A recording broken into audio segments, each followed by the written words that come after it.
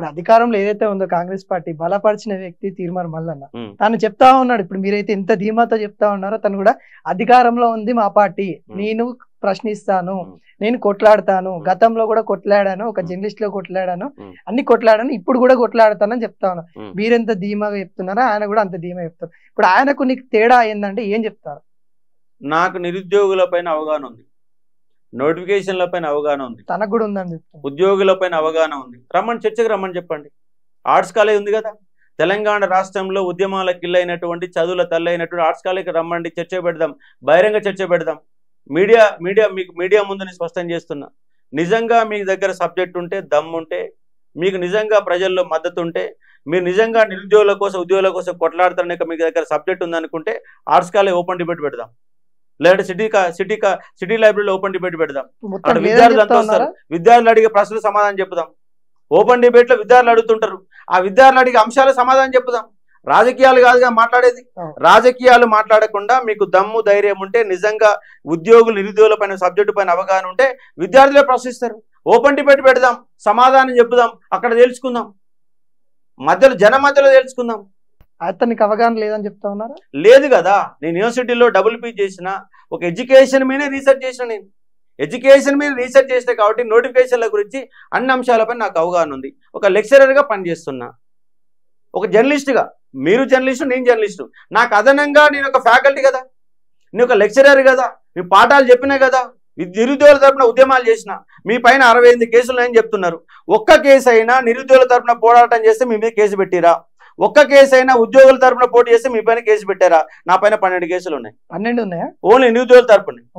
నిరుద్యోగుల తరపునే కేసులు పెట్టించుకున్న సందర్భం. మీకున్న 68 కేసులలో ఒక్కటన్నా ఉద్యోగుల సంబంధించిన కేసు ఎందుకు చూపెట్టండి, నీ సమాధానం చెప్తా దానికి. ఇప్పుడు ఈ 12 కేసులు ఎప్పుడైనా ఏ సందర్భం? ఈ 3-4 సంవత్సరాల్లోనే పెట్టారు. పాత గవర్నమెంట్ టీఆర్ఎస్ గవర్నమెంట్ లో కేసులు పెట్టారు. అంటే జైలుకి వెళ్ళిన సందర్భాలు కూడా చూసాం. నిజంగా ఎందుకు వెళ్లాల్సి వచ్చింది? ప్రభుత్వమే బలవంతంగా దోచింది. వాళ్ళ ఉద్యోగాల అక్రమాలు జరుగుతుంటే టీఎస్పీ ముట్టడి చేస్తే అక్కడ కాంగ్రెస్ పార్టీ వాళ్ళందరూ వచ్చారు. మరి కాంగ్రెస్ పార్టీ వాళ్ళ ప్రతిపక్షంలో ఉన్నారు. ప్రతిపక్షంలో ఉన్నటువంటి కాంగ్రెస్ పార్టీ సంబంధించిన బల్మూరి వెంకట్ అక్కడికి వచ్చారు, రియాజ్ గారు అక్కడికి వచ్చారు, అద్దంకి దయాకర్ గారు అక్కడికి వచ్చారు, ప్రొఫెసర్ కోదండరామ్ సార్ అక్కడికి వచ్చారు. మరి వీళ్ళందరినీ ఎందుకు పెట్టలేదు? అందరూ ధర్నాకు వచ్చాను, నేను వచ్చిన ధర్నాకు వాళ్ళందరూ ధర్నాకు వస్తే నన్నొక్కడనే ఎందుకు జైలు పంపించారు? మీరు ప్రతిపక్షంలో ఉన్నటువంటి మిమ్మల్ని మీ పైన ఎందుకు కేసులు నమోదు కాలేదు? అది సమాధానం చెప్పాలి. నిజంగా కాంగ్రెస్ గవర్నమెంట్ గత టీఆర్ఎస్ చేస్తున్న అక్రమాల పైన మీరు ప్రతిపక్షంలో ఉన్నారని చెప్తున్నారు. మరి నిరుద్యోగులకు అక్రమాలు జరుగుతుంటే మీరు ఆడ ఉన్నారు. మీరు రాజకీయ వాదనలు చేయడం కాదు, రాజకీయం కాకుండా నిరుద్యోగుల గురించి ఏం కొట్లాడారు, ఉద్యోగుల గురించి ఏం కొట్లాడు అది చెప్పండి. ఎందుకంటే పట్టభద్రులకు సంబంధించిన నియోజకవర్గం రాజకీయాలకు సంబంధించింది. మీరు నిజంగా మీకు రాజకీయంగా పోరాటం చేస్తే ఎమ్మెల్యే పదవి పోటీ చేయండి, ఎంపీకి పోటీ చేయండి. పట్టభద్రులకు ఎందుకు వస్తున్నారు? మేము కూడా నిరుద్యోగుల పక్షాన నిలబడడానికి చెప్పండి. అందుకే ఓపెన్ డిబేట్ పెడదాం అంటున్నా, గలం ఇప్పడానికి. నేనేమంటున్నా, మీరు నిరుద్యోగుల కోసం మాట్లాడి అంటారు కదా, నిరుద్యోగ అంశాలకు చర్చ పెడదాం, ఓపెన్ డిబేట్ పెడదాం, రండి సమాధానం తెలుసుకుందాం. ఆడ ఇంకోటి మనం తీసుకుంటే ప్రధాన అంశము జియో నెంబర్ 46. మీ వాదన, మీరైతే నిరాహార దీక్ష చేశారో తిరుమల మల్లన్న కూడా చెప్తున్నారో, నా మీడియా ఏదైతే ఉందో దాని ముఖంగా నేను చాలా వాళ్ళకి అవగాహన తెప్పించాను, గవర్నమెంట్ లో కొట్లాడుతున్నాను. ఇప్పుడు ఎలక్షన్ మూమెంట్ లో కూడా ఒక అర్ధ గంట సేపు జియో నెంబర్ 46 గురించి ఇప్పుడు చెప్పండి. అవగాహన ఉందని మీరు అంటారు కదా, జియో నెంబర్ 46 ఎందుకు వచ్చింది, ఎక్కడికి వెళ్ళి వచ్చింది, దానికి గల కారణాలు ఏంది, ఎవరెవరికి అన్యాయం జరుగుతుంది, ఎవరికి న్యాయం జరుగుతుంది, జియో నెంబర్ 46 అర్ధ గంట వివరించమని చెప్పండి.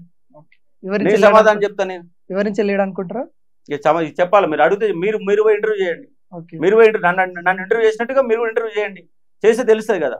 అవగాహన ఉందని చెప్తా ఉన్నారు. అన్ని అంటే కొట్లాడతా, ఏదైతే సవరణ కూడా చేస్తామని చెప్తా ఉన్నారు. ఏం సవరణ చేస్తాడు? జియో నెంబర్ 46. ఇప్పుడు గవర్నమెంట్ అధికారంలో ఉంది కదా, సవరణ చేసి ఓటు అడగండి. సవరించండి, 46 జియోని పరిష్కరించి ఓట్లు అడుగు వద్దని వాళ్ళు అంటున్నారు. ఎన్నికల కోడ్ ఉంది వల్ల ఎన్నికల కోడ్ ఇవ్వడానికి ఏంటి? ఎన్నికల కోడ్ కంటే ముందు 11 నెలలు కొట్లాడుతారు కదా. మీ గవర్నమెంట్ అధికారంలోకి వచ్చి 5 నెలలు అవుతుంది. మరి 5 నెలలు ఎందుకు పరిష్కరించలేకపోయారు? ఎన్నికల కోడ్ ఎప్పుడు వచ్చింది? మరి ఎన్నికల కోడ్ రాకముందు ఏం చేశారు? ఒక కమిటీ ఏర్పాటు చేస్తే కమిటీ నివేదిక ఏమైంది? 3 నెలలు అవుతుంది. నిజంగా మీరు చేసే ఉన్నదా? లేదు కదా. ప్రభుత్వ అధికారంలో ఉంది, అది యాజ్ దట్ రూల్ ప్రకారం రావాల్సిందే. ఎన్నికల జియో నెంబర్ 46 అమలు చేయడానికి ఎన్నికల కోడ్ ఏంటి సంబంధం? అది అధికార వ్యవస్థలో భాగంగా చేసే పని. చేసి ఓట్లు అడగండి, హామీలు ఇవ్వడం కాదు, చేసి ఓట్లు అడగండి. కమిటీలు ఏర్పాటు చేయడం ప్రభుత్వం మీద అధికారంలో ఉంది కదా. మరి ప్రభుత్వం అధికారంలో ఉన్నప్పుడు మీకు న్యాయం చేయాలా? న్యాయం చేయకుండా మేము వచ్చినాక చేస్తాం, గెలిచినాక చేస్తాం, ఓడినాక చేస్తాం అంటే ఎట్లా లెక్క ఉంటాం? ఎట్లా నమ్మాలి చెప్పండి? 5 నెలలు అవుతాయి, 5 నెలల సంది రోడ్ల పట్టుకొని తిరుగుతున్న విద్యార్థులకు న్యాయం చేయలేదు. మీరు ఎందుకు పెంచలేదు గ్రూప్ 2 పోస్ట్ చెప్పండి? 2 లక్షల ఉద్యోగాల ప్రణాళిక పెట్టుకున్న మీరు ఒక్క పోస్ట్ కూడా పెంచనప్పుడు 2 లక్షల ఉద్యోగాలు ఎట్లా అమలు చేస్తారు మీరు? ఇక్కడ గవర్నమెంట్, ఈ కాంగ్రెస్ గవర్నమెంట్ కూడా నిరుద్యోగులు మోసం చేస్తుంది. గత గవర్నమెంట్ చేసిన మోసాలన్నీ వెలుగులో తీసుకొచ్చిన ఈ గవర్నమెంట్ చేసే మోసాలను కూడా వెలుగులో తీసుకొస్తా, నిరుద్యోగులు అండగా ఉంటా, నిలదీసే ప్రయత్నం చేస్తే కొట్లాడుతా.